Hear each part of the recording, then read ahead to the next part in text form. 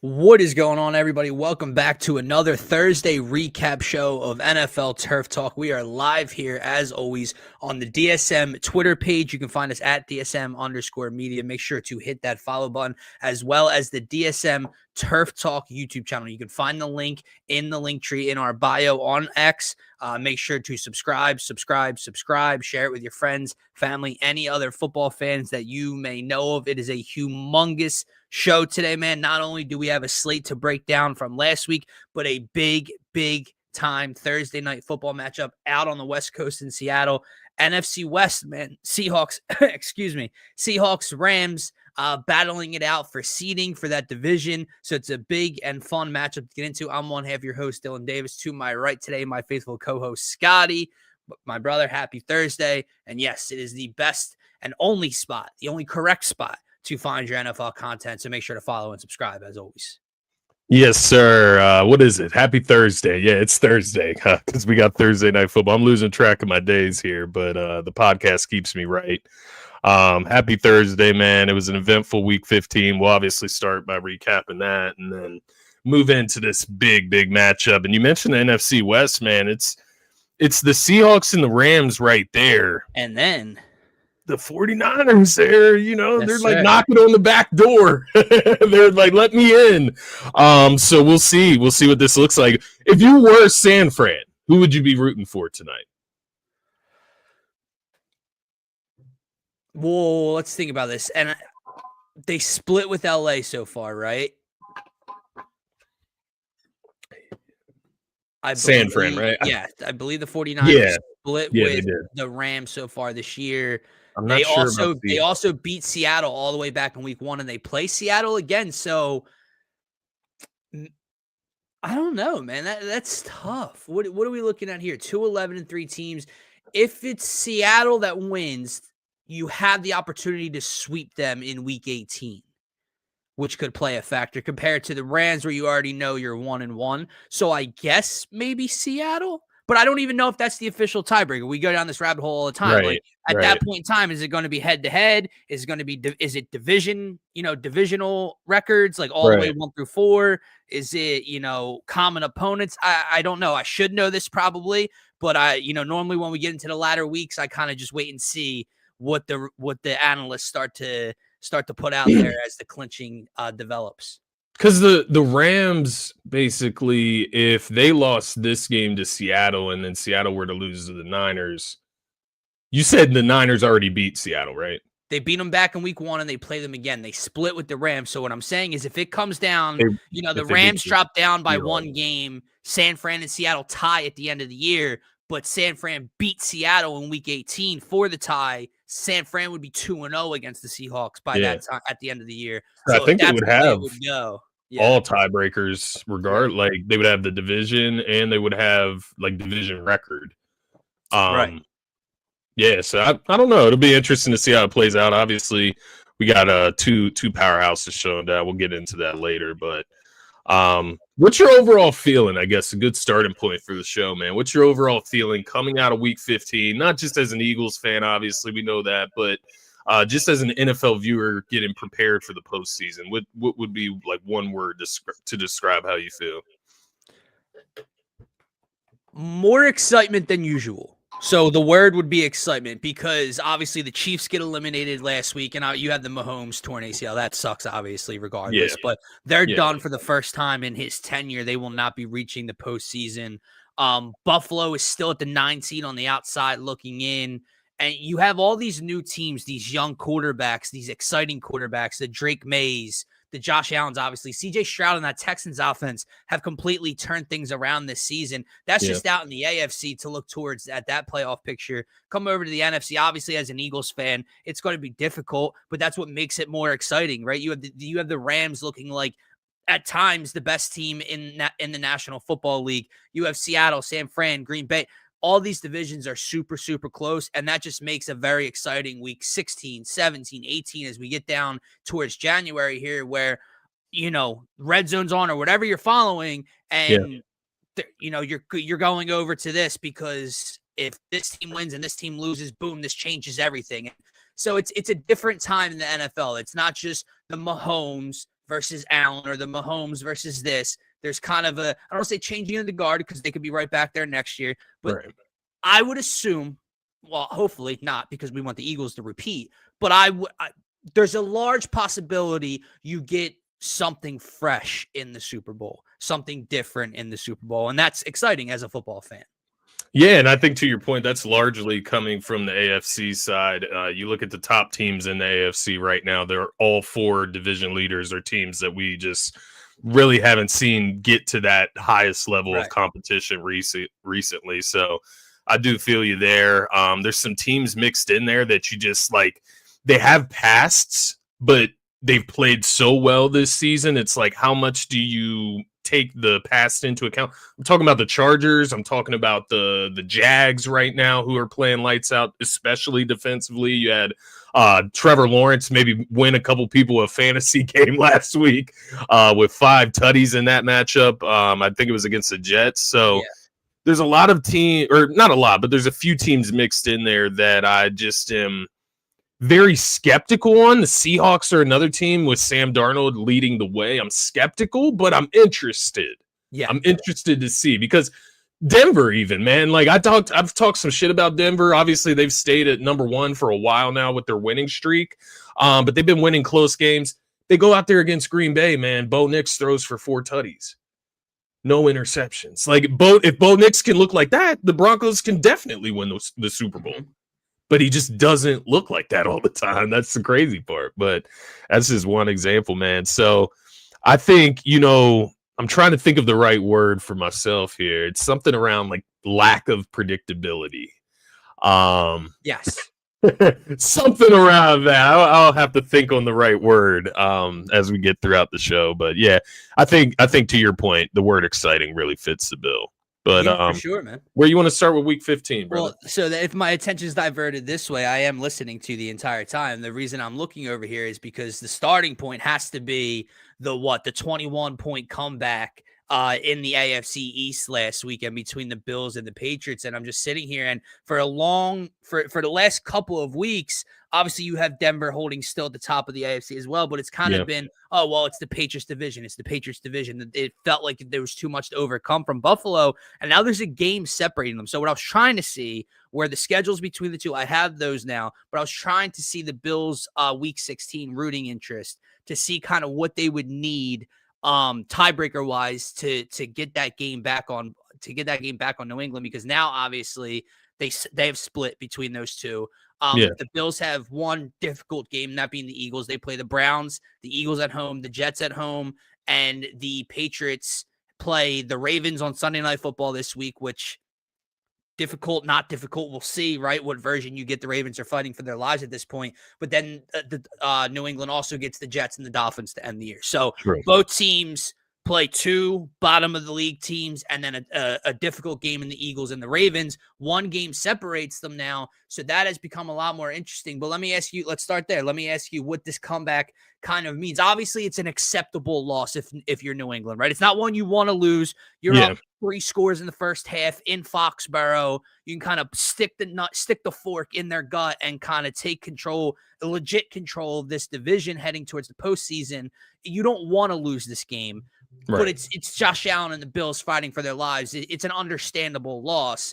On the Buffalo side, what can you take away from this big, humongous comeback? I think the main takeaway for Buffalo is that, yes, with Josh Allen leading the way, I think you have the capability to beat almost any team if he's having a day, right? If he's going Superman mode, he can reach that MVP elite level. I think he's clearly playing the best football of any quarterback right now, just in all facets of the game, lack of talent surrounding him in these facets of the game. So I think that's what the Buffalo Bills have going for them. And I think you've known that all season, though. Like you said, this is not like a horrible loss. I think it's just more how it played out. But as you were talking through and kind of giving the overview there leading into your question, I was sitting there thinking, like, is this a bigger letdown loss for the Patriots, or is it a bigger win comeback for the Buffalo Bills to kind of propel them moving forward, to your point about the division? And I almost, to your point about what you said, about it being an acceptable loss, it almost makes it okay for the Patriots because they did go up 21 points. So it's like you have the ability. You can go up 21 up on this team, right? But you can't lose focus. And I think when you get to the postseason, that Josh Allen impact is going to go up a little bit even more. So yeah, I think my main takeaway, man, coming away, especially for Buffalo, is that they can definitely go into the postseason. They can beat any team they play. I think they can also lose to any team that they play as well in the AFC. That's Josh Allen. See, Josh Allen is going, and he didn't play Superman ball in this game, right? He threw for under 200 passing yards, 3 passing touchdowns, no turnovers, did the job, and I'll get to the other side of the quarterback play as well. But it's not like, it's not like Josh was out there slinging it for 430 and 4 touchdowns and no turnovers with a rushing touchdown. He didn't have to do all that, but he is still to play a very, very strong, protective type of game, and he did that. The thing with Buffalo is you're going to need that to win every game from here on out to get to the Super Bowl from Josh Allen. They're not a team. They're not a defense. They don't have the skill position. They don't have the team around Josh Allen for him to not even lay an egg, for him to even make a mistake. Really. Do you think it's almost worse that the Patriots went up 21-0? Like, do you know what I mean? Where it kind of changes your mindset, because then maybe if you're New England, you shift into this defensive, conservative, run the football. Yeah, I do hear you. I do hear you. And then the Bills just completely open it up a little bit, right? So I don't know. Maybe I'm giving, the Patriots a little too much grace there. So I was going to say, like, it feels like we are a little bit, but to your point, like, it does shift you into a different mindset. You've already beaten New England once. You already beaten Buffalo on the road once this year. You did prove, like, you did get out to a 3-possession lead, assert your dominance at a certain point. You got to finish the job. Now, to play devil's advocate on the other side here, right? From the New England Patriots standpoint. They have quality wins. You're 11-3. It doesn't matter who you play in this league. That's a great record. Obviously, it's second in the AFC, leading your division. They already beat Buffalo, like I mentioned. They beat Tampa Bay in Tampa Bay. They beat Carolina, who's a surprise 7-7. But one thing you have been mentioning, the reason we haven't put the Patriots above Denver, even when they were neck and neck for all those weeks, and Denver was squeaking by, but New England was blowing teams out, was the resume. Right.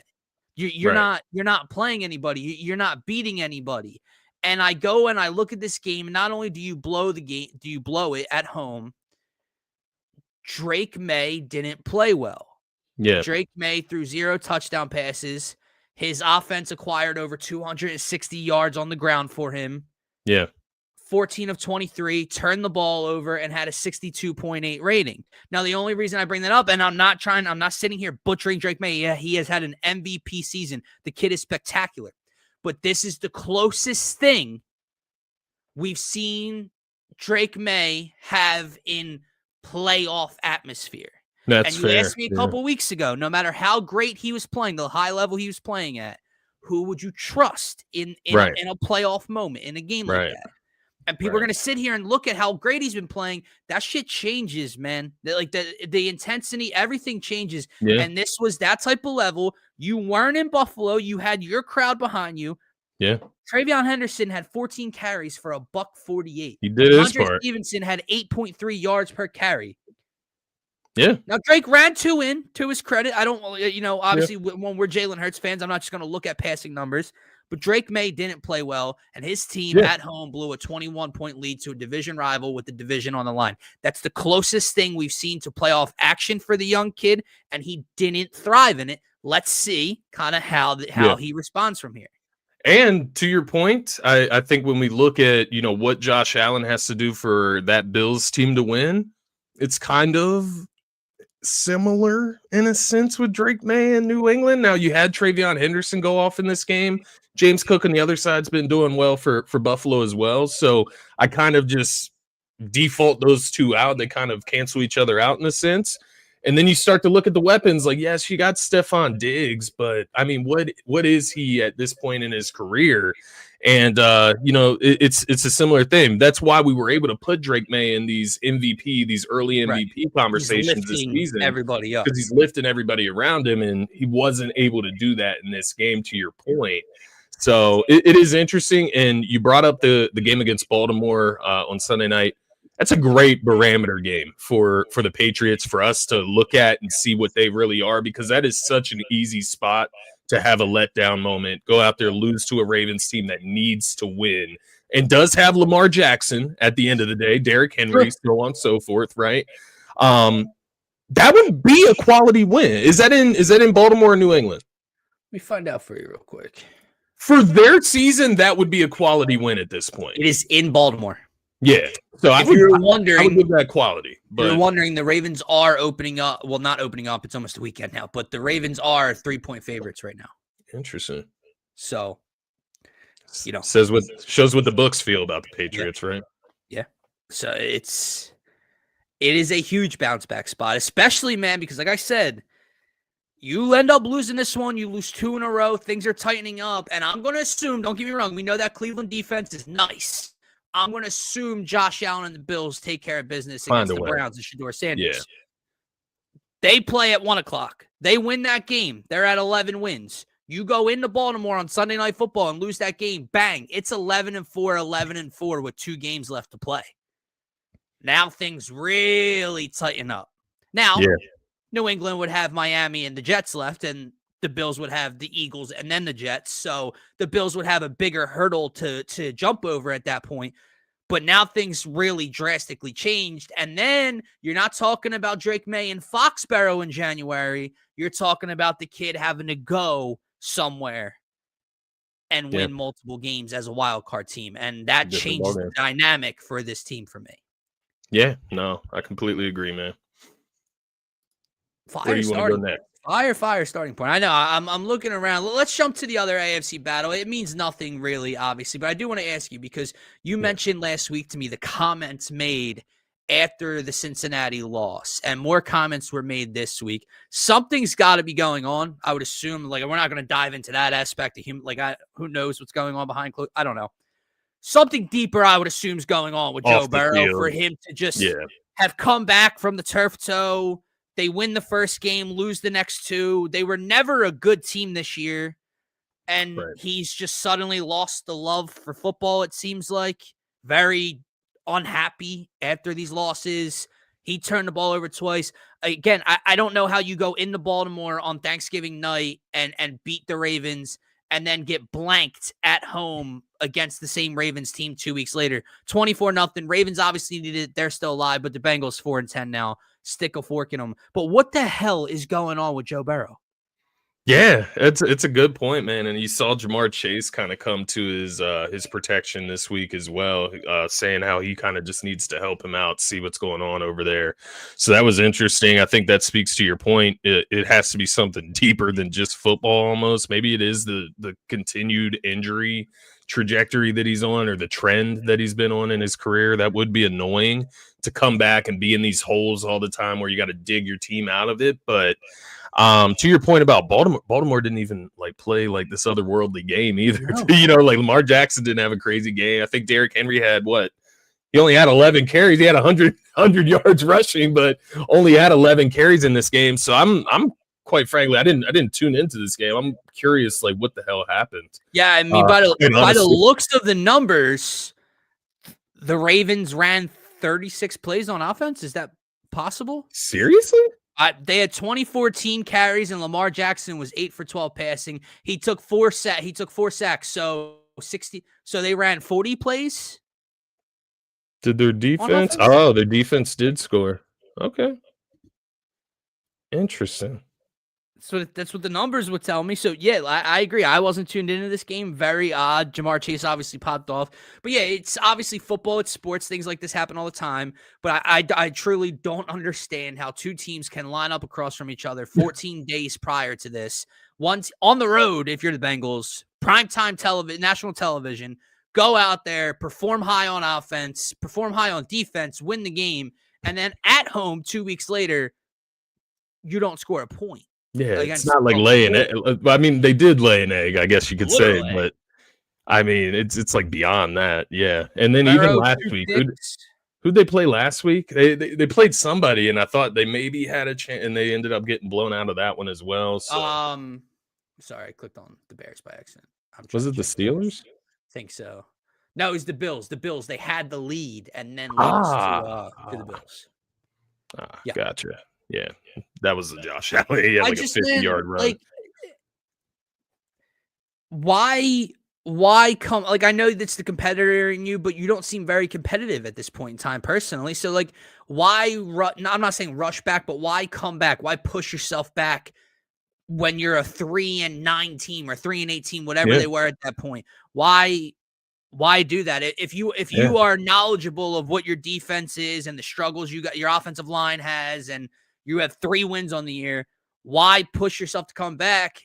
Don't tell me it's because of the competitive nature. You don't seem competitive right now. You're not talking like you're competitive. Like, maybe that's talking like you want to quit. So maybe it's the organization like forcing. I don't know. You know, to your point, maybe they're like forcing him to go back out there. And to your point, like I don't think it would come to that with a superstar like Joe Burrow, but you know, if you're forced out of injury, they say you're healthy, like you got to get out there and play for your contract. I don't know. I guess it could happen, but it just makes me think further down the line, man, if this continues, whatever's going on with him, the injuries, so on and so forth, it's like you invested all this money into these wide receivers. And what are they without Joe Burrow? Like, you know what I mean? Like, so they got to get that figured out. That's probably a lot of mental pressure on him as well, just from that standpoint. But to your point, why come back at this point? It's the same thing with Jaden Daniels, right? Like, he comes out, he gets his elbow injured even further. Like, why did you bring him back out for a meaningless season? But let me take you over to the NFC North, man. Yeah. You have 2 NFC North teams who are fighting for the top of their division going into last week, both coming away with a loss. And let me start in Detroit land. Obviously, they lose to LA 41-34. They're on the outside of the playoff picture looking in at 8-6. It's not impossible with 3 games remaining that they can sneak into a wild card. They're not even technically out of their own division yet, but let's say they can sneak into that 7 seed by chance. Let me start here. Does it matter if the Detroit Lions make the postseason? And the reason I bring that to your attention is nothing has changed from this defense. This can still be as an explosive of an offense as you would like. Amon-Ra St. Brown is a problem. Jahmyr Gibbs, quite arguably, could be the best running back in football at any time. You also have David Montgomery. You're doing this without Sam Laporta. Jameson Williams looks like a true threat. It doesn't matter. If you want to go back to right before the Eagles game, they gave up 27 in a loss to Minnesota. They gave up 22 in a big-time win to Washington, so I'm not crushing them for that, but 22 to Marcus Mariota. They lost to the Eagles, only giving up 16. Now, let me give you the last 4 games. 27 in a win versus the New York Giants. 31 in a loss on Thanksgiving to the Packers. 30 in a win versus the Cowboys. And 41 in a loss versus the Rams. They have given up 27 or more points over the last 4 weeks. Yeah. Does it matter if the Lions make this defense is nowhere near good enough to challenge anybody in the NFC? Right. And to your point, with the defense that they're hoisting up there, and not only that, it's just the fact they can't beat good teams. It's very clear this season they haven't. They literally have not beat a good team this season. And even your point, you brought up that Eagles game. It's like the defense played that game and they still found a way to lose. So they just can't beat good teams. I was going to say, they make a difference. Like the offensive firepower, they can go out and compete with anyone. But when you look at the teams above them, I mean, Seattle, San Fran, and Green Bay all are better competitors than what this Lions team would ultimately be. And that's even with Green Bay, considering their big loss that they just suffered. So I look at San Fran. I think they're more dangerous. I think Let me ask you, Tampa Bay, full weapons on offense. Is Tampa Bay better than them as well? If they have all their if Mike Evans, Chris Godwin, and Emeka Egbuka, Bucky Irving, if they're all full go in the postseason, are they a better team? No? They wouldn't scare me more, no. The weapons on Detroit just I don't know. Jahmyr Gibbs, another level. Amon-Ra, another level, in my opinion, and then so on and so forth. But I don't know. Bucs defense is better. That's a tough one. That's the only one you can argue, though, in my opinion. Like, that is the only team that you can like argue back and forth and say maybe Detroit would be a better competitor in the postseason than that team, along with the Panthers, but they're not in the picture right now. So right. Yeah, no, I'm out on Detroit, man. Their offense, obviously, they can go off at times. So let me ask you this to kind of close the lose Lions conversation. How far off are they from being the Cowboys? Top of the league offense, explosiveness out the building. Defense can't stop you and me. The only difference I'll say is that the Lions defense is heavily injured. So their secondary, specifically that corner position, is exhausted. So I'll give the Detroit Lions a little bit of an excuse, but they're definitely, to your point, like over, like when you start to look at trajectory across multiple seasons. Yeah, they're starting to look a lot. Big like letdown spots in the playoffs. They went to the NFC Championship two Jared Goff, I believe, so Jared Goff can have that brain fart at any moment, meltdown at any moment. So, yeah, I think it's a great point. That's a great comparison. Both out of the playoff picture right now.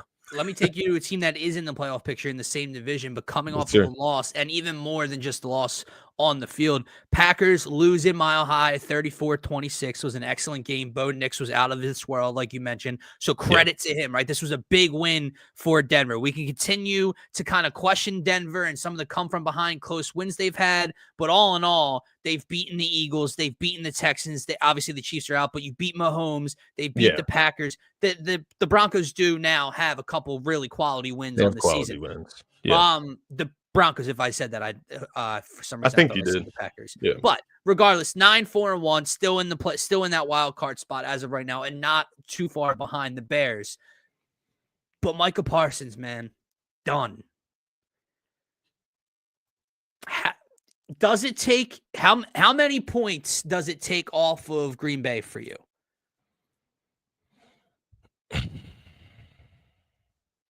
Because that's not something you can replace, bro. That's not something you can replicate. And all in all, like, obviously the Packers won the trade, but you did trade away Rashawn Gary before the year for Micah Parsons. So in a year last year where you were a playoff team and had Rashawn Gary, now you don't have Rashawn Gary or Micah Parsons heading into the playoffs. No, you're right. I'm trying to be rational. Oh, I was checking because it looks like Rashawn Gary. It wasn't Rashawn Gary. Who was that got traded? No, I'm sorry. Yeah. The other DT, Frank. Clark. Clark. Yeah, sorry. Yeah. I know who you're talking about. Appreciate you. Okay, but nonetheless, to your point, I guess it just depends where you had the Packers defense with Micah Parsons. I know for a lot of people, they were saying that Micah Parsons is that separator, that piece that makes them a Super Bowl contender. I don't know if I believed it to that extent in the first place. Sure. I think their defense is elite. I think they don't give up big plays. I think they cover the field laterally. I think Micah plays a big role in that. But I think their defense was really good last year. I think they went into the playoffs with a very competent defense last year. And the bigger red flag for me, Dylan, coming out of this game is that Jordan Love can still go out and have these type of games against good to great defenses where we've seen this before. So that's the bigger red flag to me. I think they go as Jordan Love goes because he's another guy very similar to Bo Nix in my eyes, where they could come out and just play lights fucking out, have 4 tutties, no interceptions, 300 passing yards, perfect QB rating against a great team, and then come out against, some lesser team and have 2 interceptions, so on and so forth, right? So they just are so up and down in what you can get from them. But when they play at a high level, those teams are really, really hard to beat, which is what you saw with Bo Nix in this one. He torched this Green Bay team, which that really has not happened much this season as far as like the numbers he was able to put up against that unit. So Jordan Love, the turnovers, that's a bigger red flag for me in a big moment where you can get, a very like an elite win, an elite quality win against the Broncos, and you go out there, you don't have your best ball to go. And the Broncos have a great defense. I'm not trying to like downplay that impact of it Pat Surtain, we know what he does, but come on, this was a moment where Jordan Love can show that he's going to play different in these big spots, and comes out and turns the ball over. So I know you've been down on Jordan Love for quite a while, my man. Smile on my face, man. Yeah, I know. I knew it would make you happy. Because that is what ultimately, I agree with you 1,000%. The Micah thing is added onto it, which I'll get to, but yeah, like, this is why I just refuse to take Green Bay seriously in terms of the biggest picture, which is Super Bowl, right? Green Bay, very good team, going to win double-digit games basically every year, going to compete for the NFC North, whether they win it or not, and get into the postseason as a wild card minimum. They might even win a playoff game. But at the end of the day, the way that people talk about, A, this kid's talent, but B, as if he is proven a goddamn thing when the lights are brightest. His biggest achievement, his biggest accomplishment to this point in his career is embarrassing the Dallas Cowboys and Jerry World in the wild card round. Yeah. That's not a big achievement, my guy. Like, that's not what you want to be remembered as for your peak. And time again, when they play the tougher games, when things get down to it, Jordan Love turns the football over. And if he doesn't, he makes about 4 to 5 head-scratching, turnover-worthy plays where a DB drops a pick or he takes a sack and almost fumbles the ball, but they recover. His decision-making in the biggest moments with the game on the line is atrocious. And I refuse to believe in him coupled along with what they have at the skill position level. Like, Christian Watson 2 weeks ago was phenomenal. You're especially with Tucker Kraft out for the season, you're not going to get me bought in to Christian Watson and Romeo Doubs and Jaden Reed and the rookie out of Texas. I don't care. I do not care when you start playing the Eagles and the Rams and the Seahawks and whoever else you want in the postseason.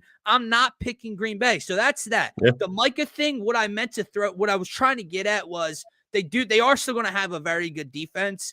Micah obviously is a guy, one of the 3 up front that can change a game.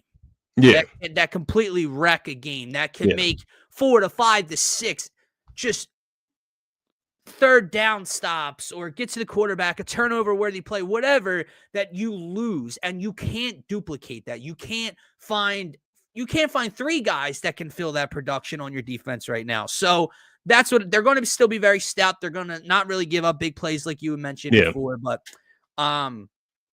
it's a heartbreaker for them. To trade all of that. Funny, but yeah. To trade all of that for him and lose him like that, it is ironic, I guess you could say. But no, looking at Jordan Love, man, when he gets under pressure, he does some like really funny stuff. He does some like really funny, wacky stuff. He makes some crazy, like, bro. He might throw some of the craziest passes in the NFL when he's under pressure. Scotty, he will roll out to his left at like the 28-yard line and launch without looking to the end zone across the field. Yeah. Which is like the golden number 1 rule when you're teaching middle schoolers how to play quarterback. You don't throw back across the field. And he does it in the National Football League. So off one foot, spinning around. Yeah. Like I have seen him do some wild shit. And there was some head scratchers against Denver as well. You're playing against Pat Surtain, man. Like, I don't know what to tell you, brother. Agree. The Green Bay Packers, they'll be a tough out in the playoffs, but I do ultimately think they'll step on their own feet when the time comes. Yeah. So let me ask you this. As an Eagles fan, we kind of wrap up the NFC here. I'm looking at this playoff picture, and don't get me wrong, it's fun. It's deep, right? There's a race at the bottom of it. One thing. Yeah, please. The JJ McCarthy gritty into the end zone with the Dallas Star, motherfucker. Like, and they're eliminated. From the postseason. I mean, my Sunday night, man. Just seeing him gritty into wide open into the end zone. Oh, yeah. While the entire Dallas defense is looking for the running back in the pile. Yeah. So Dallas, it was the epitome of Dallas Cowboys, man. So let me ask you this. Let's talk quarterback play versus best team, right? Because I'll start in the NFC, but I think we could probably get into the same conversation when you're looking at out in the AFC as well. But NFC specifically, as an Eagles fan, you have the Rams with Matthew Stafford playing at an MVP level, right? Devontae Adams, he's not season long, right? I'm assuming he should be back at some point. It's a hamstring, so you never know, but we'll assume, right, full go toward January, he'll be out there. Nakua, Kyron's playing at a high level, that defense high level, everything. But they have, not only is their team ridiculous, Stafford is an MVP. But I'm interested once we get down to these moments because, and I only bring this up because we just talked about Jordan Love in a bigger moment. And we have a quarterback playing tonight that utterly shat himself in the playoffs last year in Sam Darnold, and his team is looking to be a playoff team as well. You have Caleb Williams, who's never been in a moment like this before.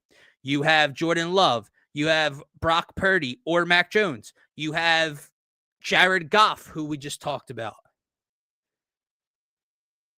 When we get to January, I guess my question is, who, if any, do you see as the team other than the Eagles or the Rams that can get the job done? Because right now, man, while it's exciting and there's a lot of different avenues and good matchups we can get into in the postseason, you can't sell me. You're not going to sell me on Sam Darnold in January. You're not going to sell me on Jordan Love or Jared Goff in January. You're not going to sell me on Caleb Williams right now, no matter how well they're playing. My question is it a two-team race, or is the depth really the depth in the NFC?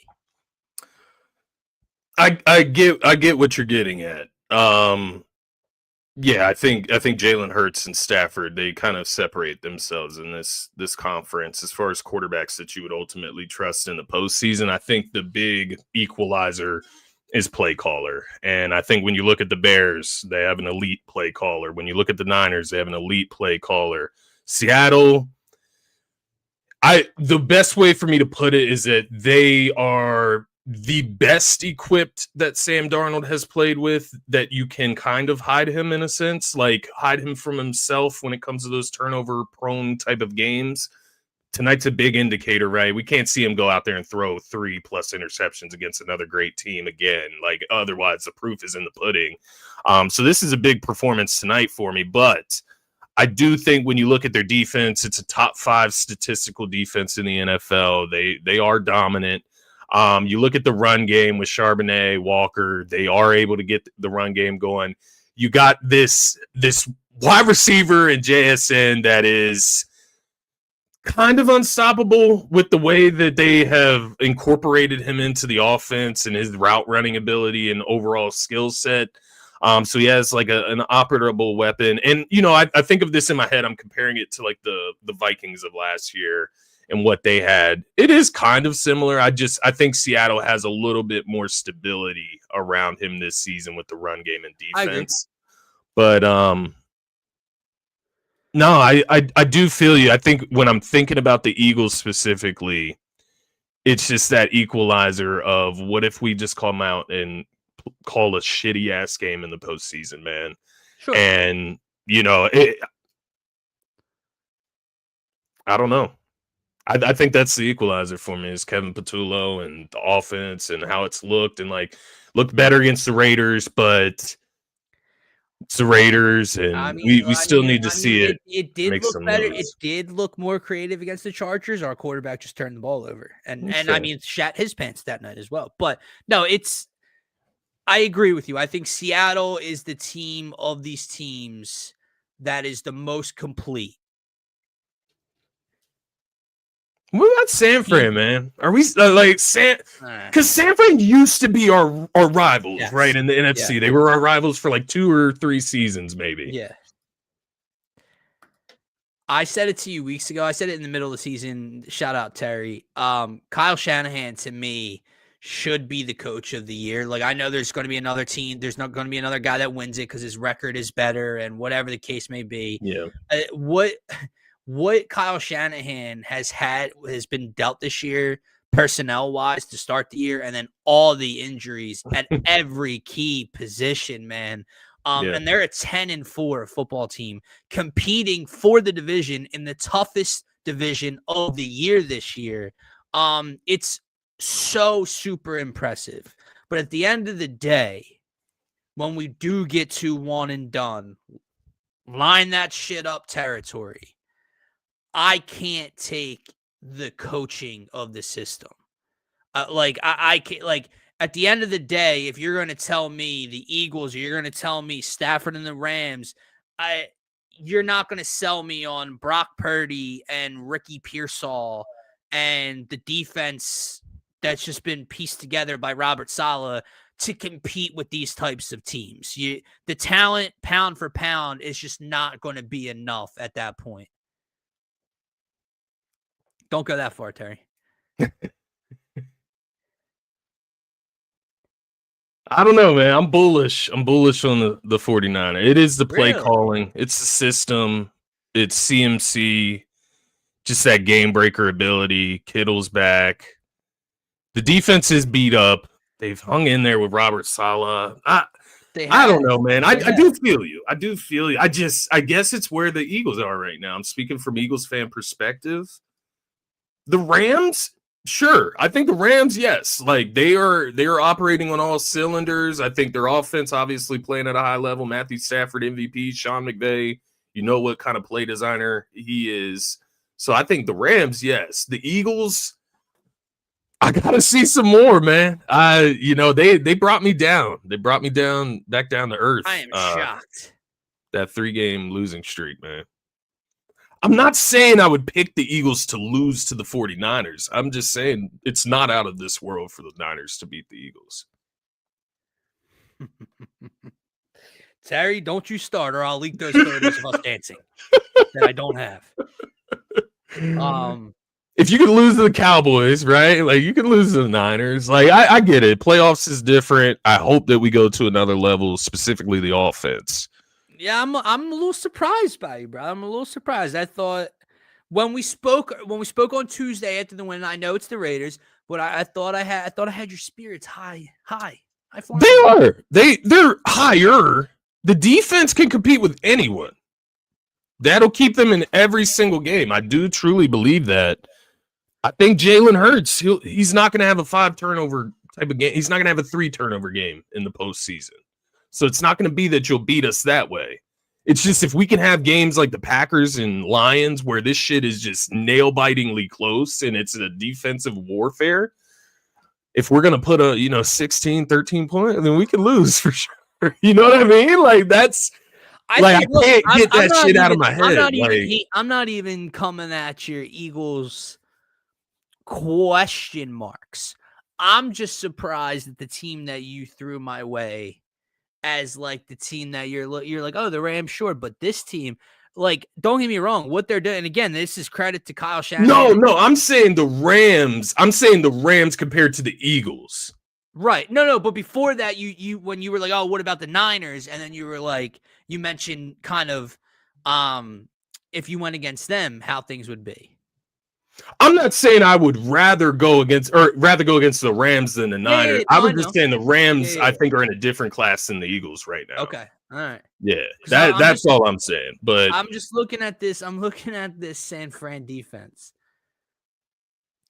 Should I just read some names? Terry, fill me in here. Bryce Huff. We know Bryce Huff all too well. Apparently, he's balling for us. But let me run through here for you. Okay. Kalia Davis. Shout out my cousin. Alfred Collins. Sam Okinonu. I know D. Winters. Tatum Bethune. Luke Gifford. Renardo Green. Upton Stout. Yeah, I don't know who the fuck these guys are. So when we get to the postseason, talent for talent, Shanahan's amazing. It's just, it's not enough. It's just going to annoy you more. That's all. Sure, it is. Yeah. The no names will just annoy you more. Sure. I don't know, man. It is partly the Niners, like, would you call it culture of just the last few seasons? Like I said, we were competing heavily with them in the playoffs. to their credit, they have been to what? 2 Super Bowls or were they just in the one? Yeah, they've just been in the one. Yeah, Brock Purdy took them Yeah, to one Super Bowl. Garoppolo had them in one in what, like 2018, something like that, 2019. Like, don't get me wrong, we should beat the Niners. Like, don't take that the wrong way. Yeah. We should beat the Niners. Yeah, I don't know. Who do you think, like, outside of the Bucks? I mean, who is the weakest team in the playoff picture right now? Chicago? In the NFC? Yeah, I think it's Chicago. I mean, maybe outsiders would say the Eagles. I don't know with the way the offense is played. Yeah, that's fine. I mean, you can. I can just tell you that. I mean, I won the fucking Super Bowl last year. I can tell you.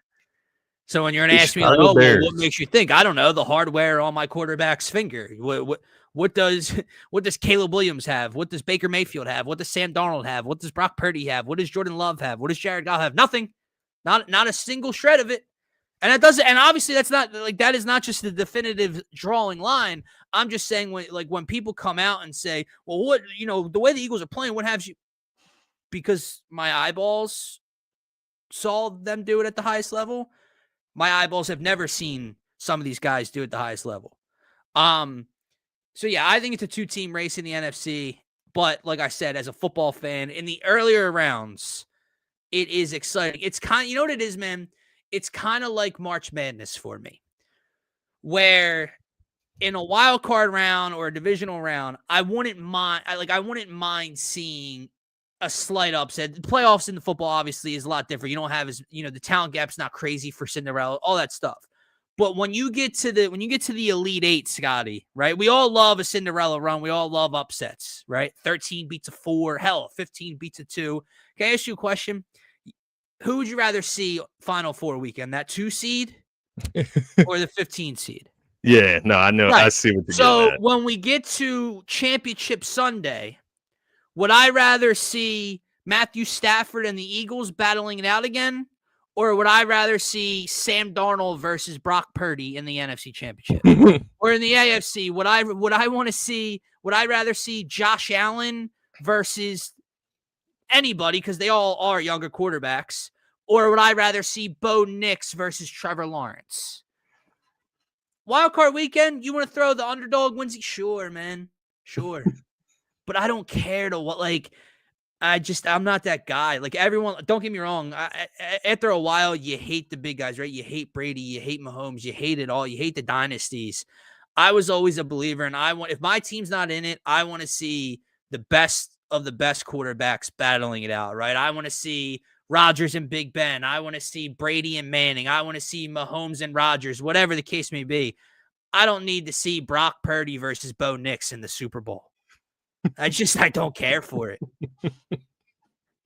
No, I feel you. I don't know. I go back and forth with it. I feel you. I don't want a shitty Super Bowl, though. Because I usually am even underdog. Even the Super Bowl that we didn't have the powerhouse team in it a couple years ago in 21, you had Stafford Burrow.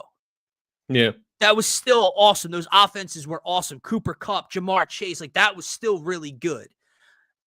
It's cool to have a different feel to this postseason, but if the Eagles lose and Bo Nix is playing in the Super Bowl, I don't know, man. I don't know how. The only real upset, if it's a team playing at home, that could happen in the first round right now is the Eagles against the Niners. I imagine they'll be favored at home against the Niners, but the Packers, I would imagine, would be favored in Chicago, and Seattle would be favored in Tampa as well, I would imagine. Yeah, that's a good point. What do you think right now if the season ended today? What do you think the Pittsburgh Chargers line would be in Pittsburgh? Think the Chargers would be favored? I think so.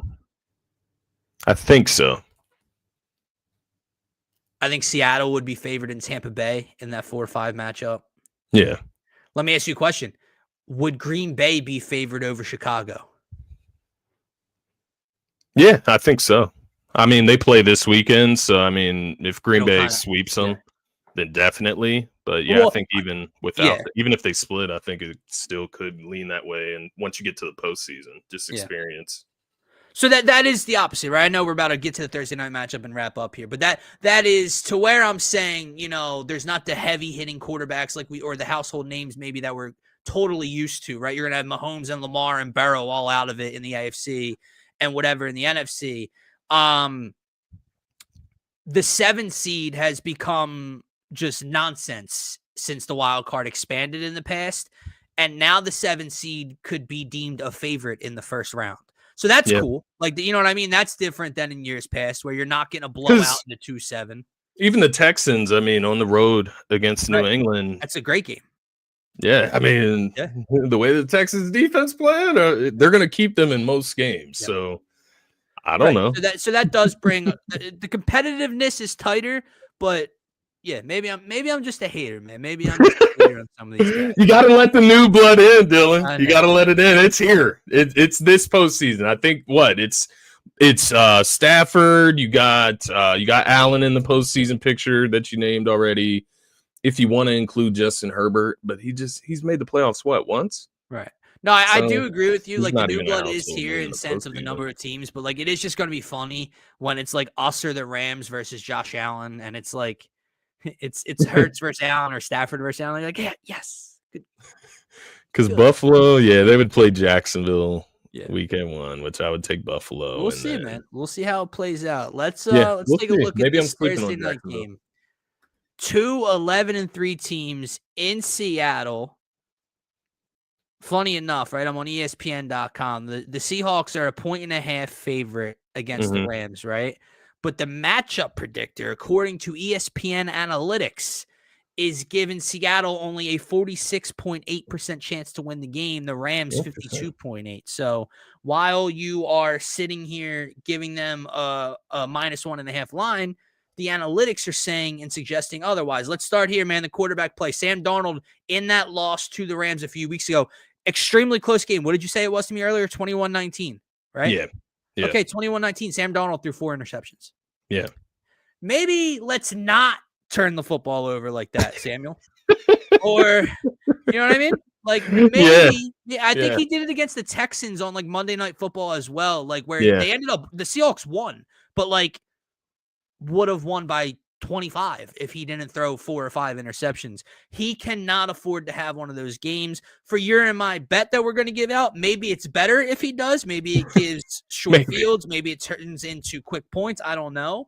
But if the Seahawks want any chance of winning this football game outright, he cannot crap his pants like he's been prone to do.